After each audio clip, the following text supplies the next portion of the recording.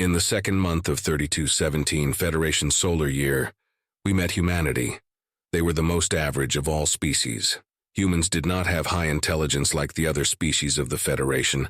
In fact, recent studies state that they only stood at around 16th out of the total of 20 species in the Federation intelligence database. The Vorili stood above all.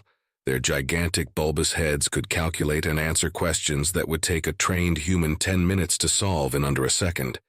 They could predict and read through scenarios that none in the Federation could even fathom. Their military was only slightly above average. Turns out thousands of years of constant conflict and warfare gave humans an advantage in combat. The Axolani, the very best warrior that the Federation could muster, stood twice the humans' height. Their muscular bodies could withstand forces twice their weight. Their legs could outrun a land speeder in full sprint. Their durability is nothing to scoff at either. One could withstand a couple of las fires while naked, give them armor, and their durability skyrockets. Their claws were designed to penetrate the thick hide of their prey, so it is no wonder they could pierce thick armor with little to no effort. Their combat prowess was second to none. A single Axolani could fight more than 100 combatants, or 2 tanks. One could go on and on about the averageness of humans. In terms of efficiency, the Olani takes first place. Engineering?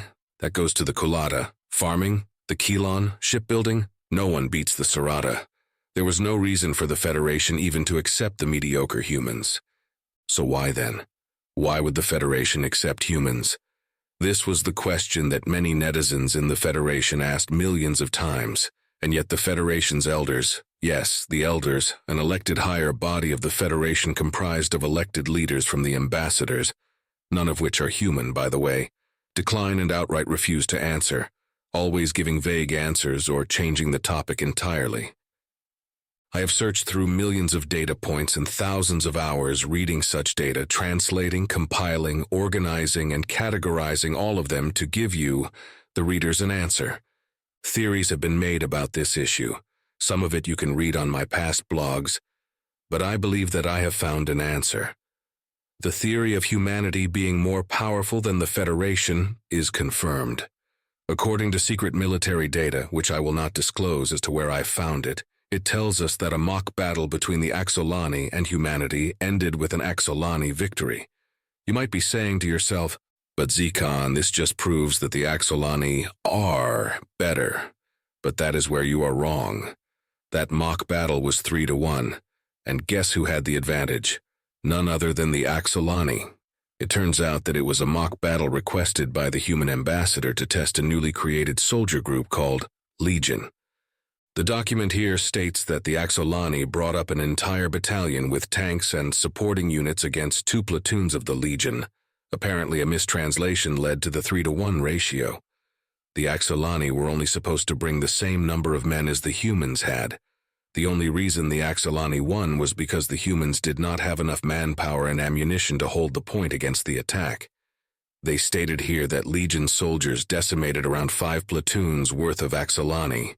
It even says here that Legion soldiers were able to disable a tank supported by infantry with just 8 men by beating the shit out of them because they ran out of ammo and used the anti-tank weapon the enemy was holding to disable the tank.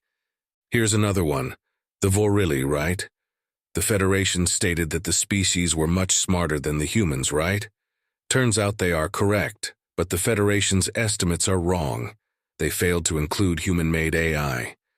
Turns out they just up and created one of the most intelligent beings in the entire universe, and this AI could outsmart and outthink the Vorili 10 times over.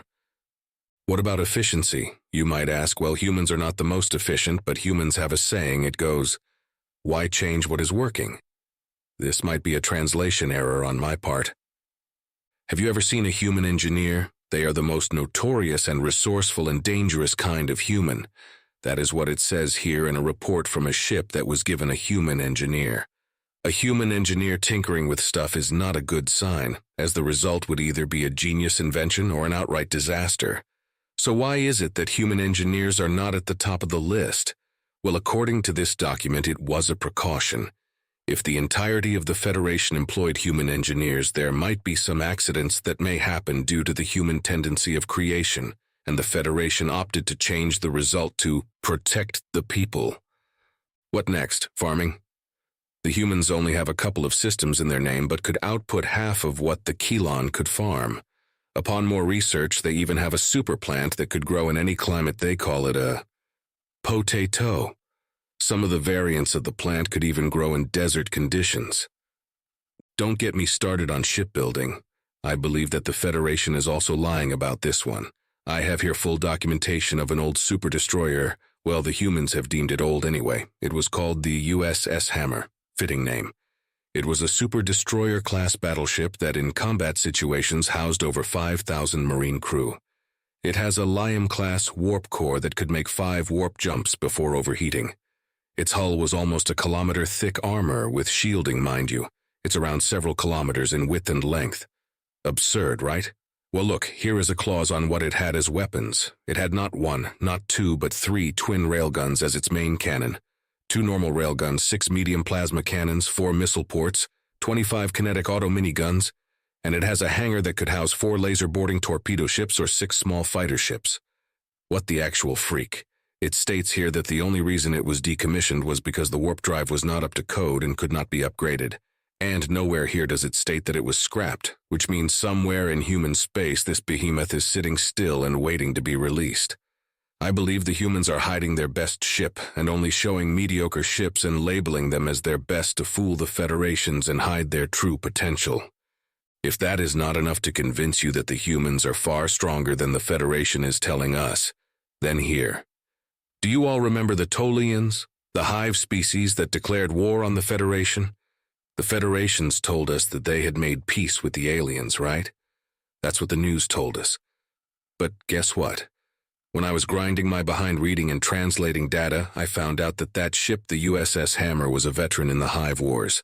I found a document here that states a mission briefing dating 6,000 solar cycles ago, which means that humanity fought these beings long before we even knew they existed. I translated the briefing into Galactic Common. Here is the audio recording of the briefing. The file is corrupted due to age, but I tried my best on translating what little I could understand. Have a listen.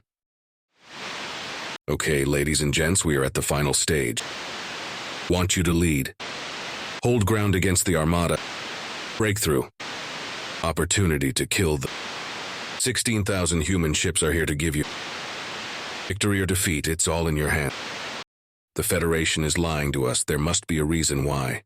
Anyone who is reading this, believe me when I say that the Federation is lying to you.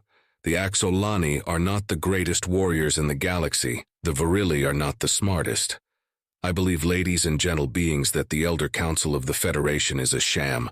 They are being controlled, and I believe it to be the humans. Fear the humans, no one is safe. If this is to be my last blog, well, just remember, I am of sound mind and do not wish to harm myself. Last blog of Zikkaan Mu'eler, founder of the net community Human Conspiracy, before taking his own life 5 hours later.